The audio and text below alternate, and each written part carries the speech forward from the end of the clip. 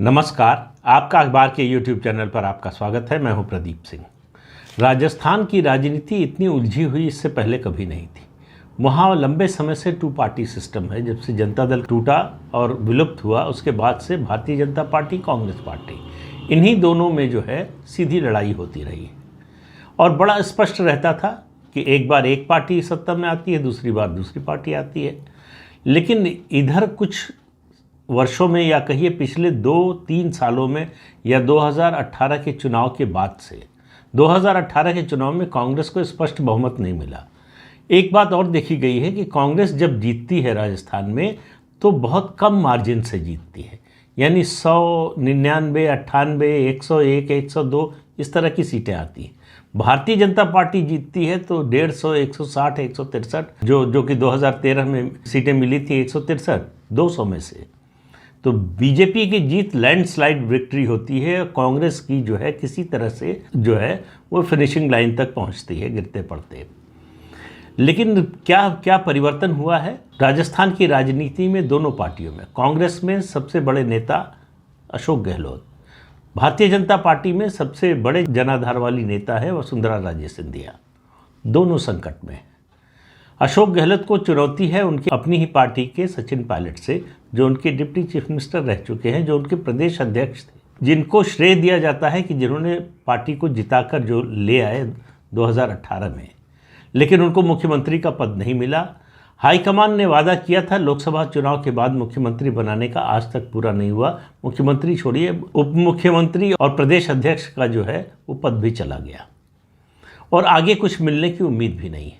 अभी एक समझौता कराया हाईकमान ने, दोनों से बात की। मल्लिकार्जुन खड़गे जो पार्टी के राष्ट्रीय अध्यक्ष हैं उन्होंने बात की, उसके बाद राहुल गांधी ने बात की, फिर दोनों को बिठाकर उसके बाद प्रेस कॉन्फ्रेंस हुई और कहा गया कि समझौता हो गया है, अब साथ मिलकर काम करेंगे। दरअसल वो समझौता नहीं, आंख का धोखा है, ये बताने के लिए कि हाईकमान की अभी भी सुनी जा रही है। लेकिन सचिन पायलट को मालूम है कि उनको कुछ नहीं मिलने वाला।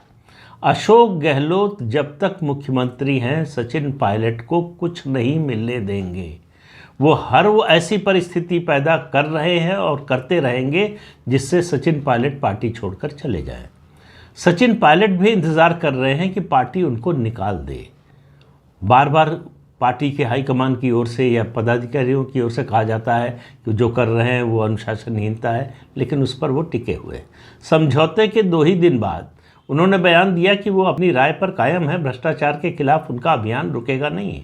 और जो अल्टीमेटम दिया था गहलोत सरकार को उस पर भी कायम है। उस अल्टीमेटम का कल यानी 2 जून को आखिरी दिन था। अब देखना है कि सचिन पायलट की आगे की राह क्या होगी। तो ये तो अशोक गहलोत का मामला है। लेकिन अशोक गहलोत ने एंटी इनकम्बेंसी को कम करने के लिए इतने कदम उठाए हैं कि उससे भारतीय जनता पार्टी को चिंता होनी चाहिए।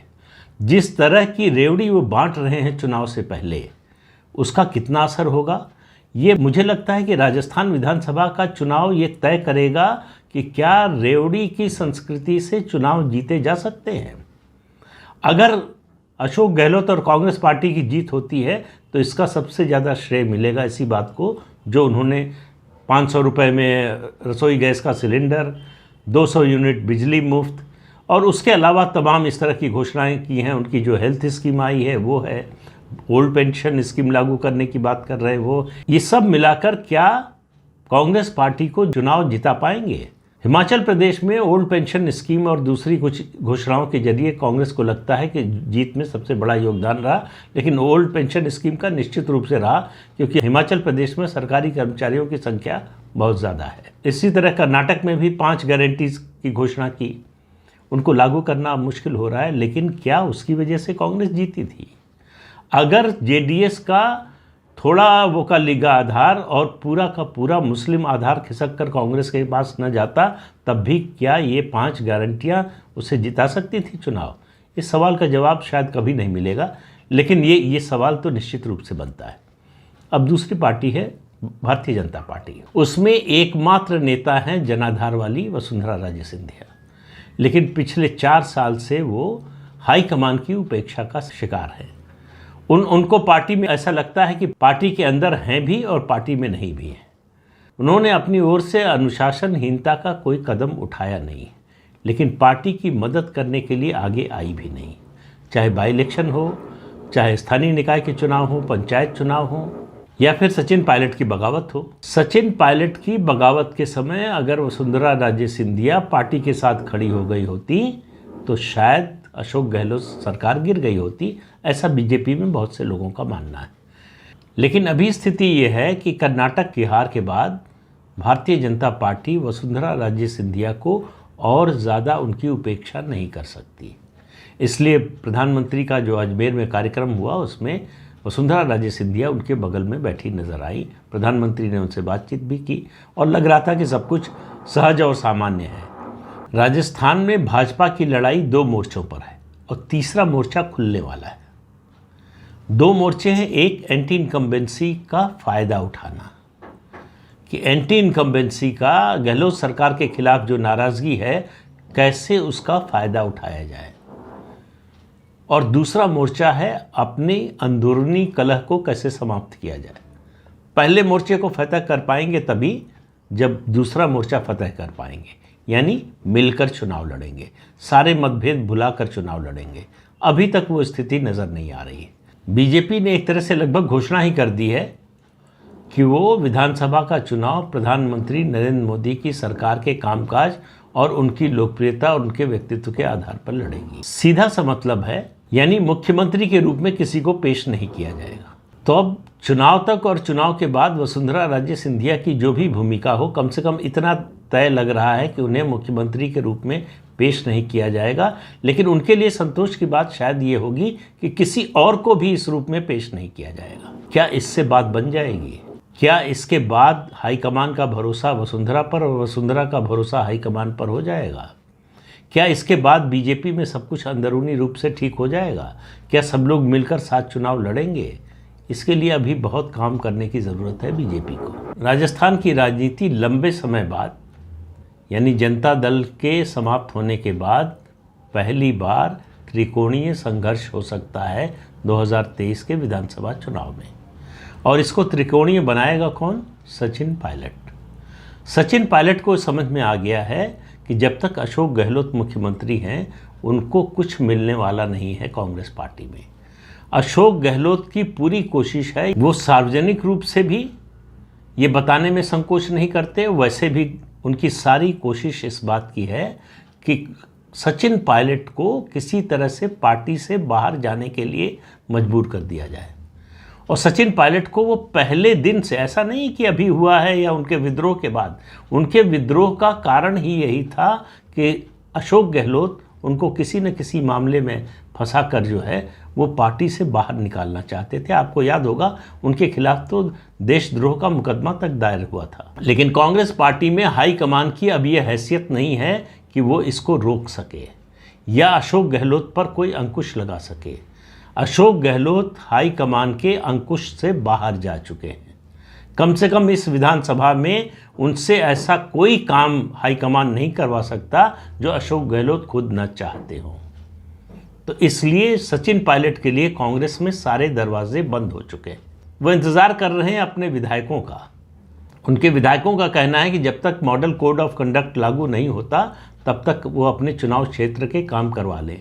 आज अगर सचिन पायलट छोड़ देते हैं पार्टी तो उनके विधायक उनके साथ अभी नहीं जाएंगे। दूसरी स्थिति हो सकती है कि कांग्रेस पार्टी उनको निकाल दे, जिसकी संभावना बहुत कम लग रही है। अब सवाल है कि सचिन पायलट अगर कांग्रेस छोड़ेंगे तो जाएंगे कहाँ? भारतीय जनता पार्टी में नहीं जा रहे हैं, ये बिल्कुल स्पष्ट है, पक्का है। तो क्या अपनी पार्टी बनाएंगे? ये एक विकल्प है। दूसरा विकल्प भी है जिस पर बातचीत चल रही है, जिसके लिए वो एक बड़े मशहूर सेफोलॉजिस्ट से काम करवा रहे हैं, और वो बातचीत चल रही है आम आदमी पार्टी से। आम आदमी पार्टी सचिन पायलट के मुद्दे पर बिल्कुल चुप्पी साधे हुए है, कुछ नहीं बोल रही है।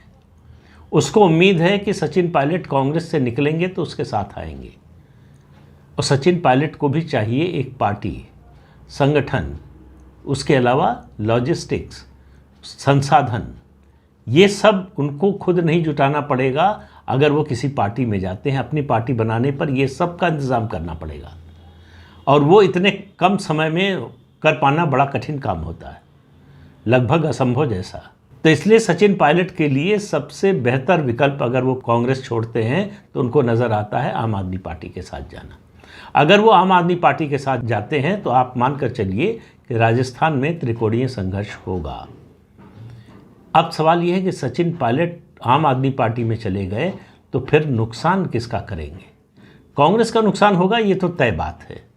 सचिन पायलट कांग्रेस से निकल रहे हैं तो गुर्जर समुदाय, उनका जो कोर वोट है वो कांग्रेस के साथ तो नहीं ही जाएगा, तो ये एक बड़ा नुकसान तो कांग्रेस पार्टी को है। लेकिन भारतीय जनता पार्टी इस स्थिति से खुश नहीं हो सकती कि सचिन पायलट के निकल जाने से उसका मार्ग निष्कंटक हो गया। Sachin Pilot anti incumbency vote में से भी हिस्सा बटाएंगे, जिस पर पूरा अधिकार वैसे भारतीय जनता पार्टी का होता। तो एंटी इनकम्बेंसी के जितने वोट सचिन पायलट ले जाएंगे उतना भाजपा का घाटा है। लेकिन इन सब परिस्थितियों के बावजूद आज की तारीख में भारतीय जनता पार्टी एडवांटेज की स्थिति में है। क्या वो इस एडवांटेज को बनाए रख पाएगी?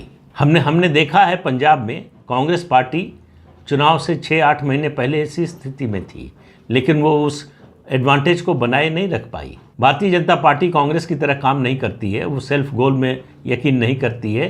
तो इसलिए उम्मीद करना चाहिए कि भारतीय जनता पार्टी जो आज स्थिति है उससे बेहतर बनाने की कोशिश करेगी, और उसको मालूम है कि चुनौतियां क्या हैं और उनसे कैसे निपटना है। सवाल फिर घूम फिर कर वहीं आता है, क्या वो अपना घर ठीक कर पाएगी?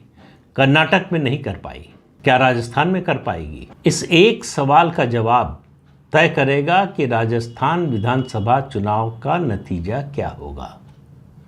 लेकिन ये लड़ाई जो 6 महीने पहले बहुत आसान लग रही थी, आज की तारीख में अब आसान नहीं रह गई। कर्नाटक जैसी मुश्किल नहीं है, लेकिन गुजरात जैसी आसानी भी नहीं है। तो इसलिए इन दोनों राज्यों की अगर बात करें तो उसके बीच का मामला है। इसमें से बीजेपी अपने को कैसे निकाल पाएगी या कांग्रेस अपने को कैसे बचा पाएगी, ये दोनों सवाल दोनों पार्टियों के सामने हैं। तो इस अंक में इतना ही। अगले अंक में फिर मिलेंगे किसी नए मुद्दे के साथ। तब तक के लिए अनुमति दीजिए। आपसे अनुरोध है कि चैनल देखिए, शेयर कीजिए, लाइक कीजिए और सब्सक्राइब ज़रूर कीजिए। नमस्कार।